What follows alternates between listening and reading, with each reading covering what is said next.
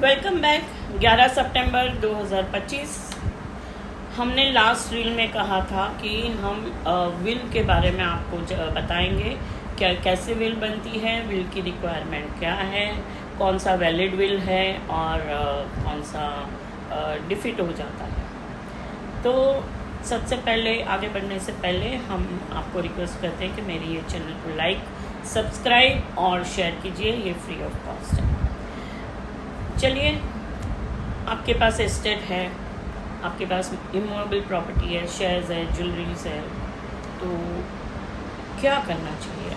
आपकी उम्र हो गई, आपको लगता है कि अभी इसको डिस्ट्रीब्यूशन का समय आ गया है, तो जब भी हम ज़िंदा होते हैं, हम कभी कोर्ट में देखते हैं कि ज़िंदा होते हैं, हम गिफ्ट कर देते हैं और फिर बच्चे आपका ध्यान नहीं रखते। तो हम क्या करते हैं, हम इसको डिले करते हैं और हम प्रोबेट विल बनाने का सोचते हैं। जैसे हम आपको बताएं कि एग्रीमेंट फॉर सेल है, गिफ्ट है, फिर एक्सचेंज है, तो वो एट प्रेजेंट बनता है, मतलब हम जिंदा हैं तभी वो ऑपरेशनल हो जाता है। विल जो है वो डेथ के बाद ऑपरेट होता है। तो लोग गिफ्ट करते हैं मगर अल्टीमेटली मैटर कोर्ट में जाती है, क्योंकि बच्चे एक बार प्रॉपर्टी हाथ में आ गई फिर पेरेंट्स को यूजुअली ट्रीट नहीं करते और सुप्रीम कोर्ट का जजमेंट है। अगर हम गिफ्ट करते भी हैं तो उसके अंदर एक क्लॉज डालते हैं कि हमारे अगर मैं ये गिफ्ट करता हूँ मगर मेरा बच्चा मेरे से मुझे इल ट्रीट करता है, तो ये जो प्रॉपर्टी है वो वापस मेरे पास मैं ले सकता हूँ। ऐसा हम गिफ्ट डीड में clause, conditional will conditional gift जैसे जिसको हम कहते हैं, ये होता है। अभी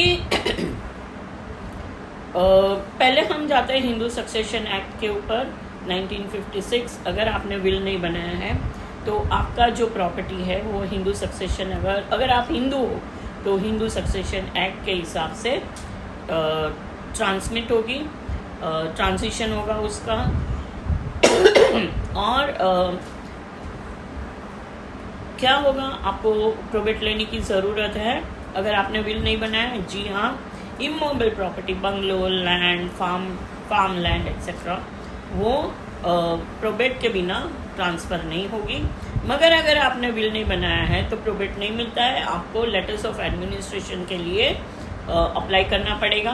उनके जो एयर्स है वो करेंगे और बाकी के जो एयर्स है वो उसको कंसेंट भी कर सकते हैं। अगर डिस्प्यूट किया तो फिर वो सूट में कन्वर्ट हो जाएगा और फिर 25 साल आप भूल जाओ। ये हिंदू लॉ हुआ। हिंदू लॉ के अंदर जो 2005 में अमेंडमेंट आया, उसमें जो मैरिड डॉटर है उसको भी इक्वल राइट दिया है, तो उस हिसाब से इसका डिस्ट्रीब्यूशन होगा। आगे बढ़ते हैं इंडियन सक्सेशन एक्ट और विल, जिसके लिए हम लोगों ने आपको बताया था कि हम इसके पे डिस्कस करेंगे।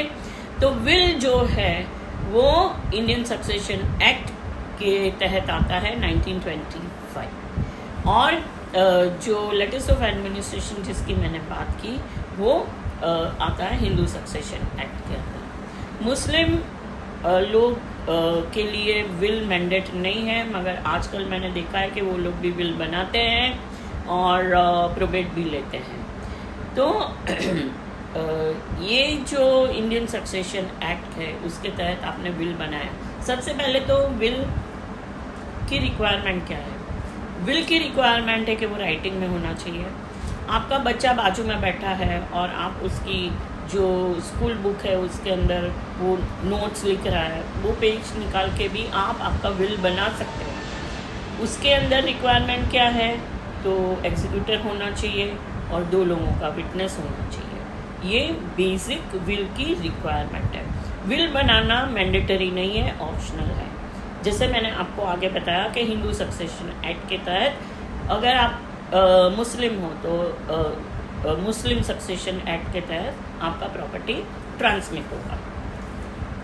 मगर आपने विल बनाया तो विल की रिक्वायरमेंट क्या है? सबसे पहले तो वो एक राइटिंग में होना चाहिए, मगर आप कोई आर्मी ऑफिसर हो तो ओरल विल भी चलता है।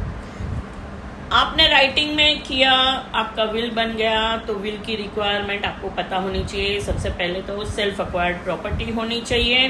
दूसरी बात कि आप जो लिख रहे हो वो उसके अंदर 2 एग्जीक्यूटर होने चाहिए। एक है तो भी चलेगा, मगर 2 है तो बेटर है।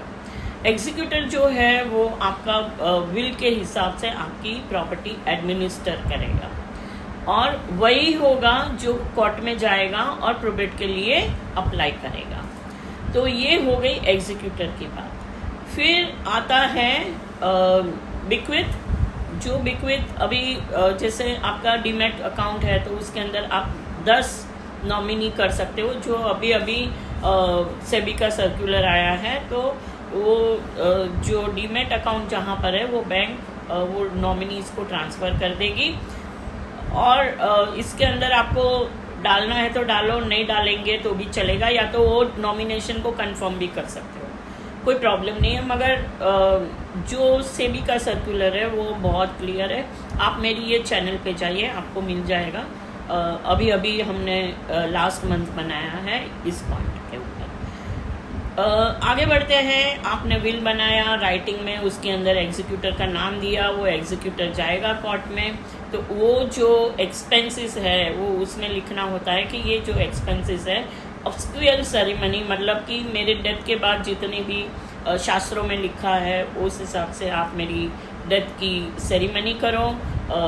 पिंडदान वगैरह जो देना है वो उसके लिए आपको लिखना पड़ेगा, और प्रोबेट के लिए अप्लाई करो। वो कॉस्ट जो है वो एग्जीक्यूटर मेरी एस्टेट में से ले सकता है। ये होना बहुत ज़रूरी है। इसके बाद आपने बिक्विथ तो लिख दी, तो जिसको आपने बिक्विथ दी है, से आपका बेटा है, नातिन है, या आपकी बेटी है, बेटी के बच्चे हैं, पत्नी है, पति है, जो कुछ भी है, उसको आपने बिक्विथ दिया, तो ये लोग अभी विल के अंदर विटनेस होना बहुत ज़रूरी है।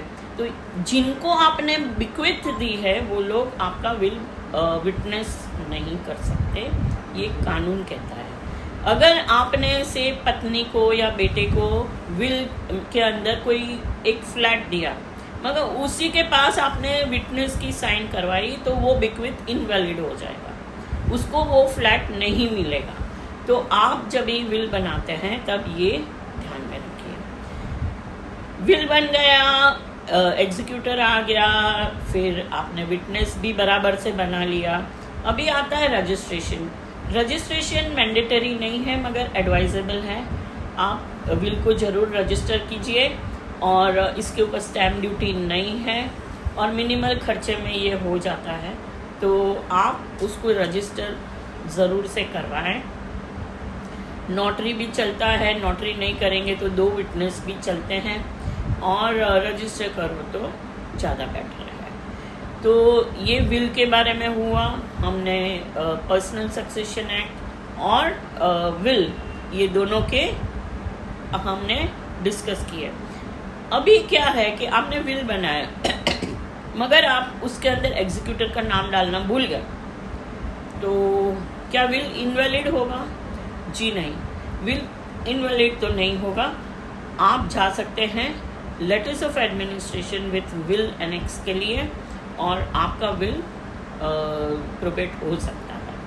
तो ये आपकी जानकारी के लिए हमने आज ये बनाया है। और दूसरी एक बात, विल बनाने वाला मेजर होना चाहिए, 18 साल के ऊपर उसकी उम्र होनी चाहिए, और मैरिज के पहले का जो विल है वो मैरिज के बाद वैलिड नहीं रहता। तो अगर आप विल बनाते हो, आप 18 साल के हो और आप मैरिड हो तो ज़्यादा बेटर है, तो विल वैलिड रहेगा, वरना आपको 2 बार विल बनाने पड़ेंगे। आज के लिए इतना ही, फिर वापस मिलेंगे बहुत जल्द। तब तक के लिए हमें आज्ञा दीजिए।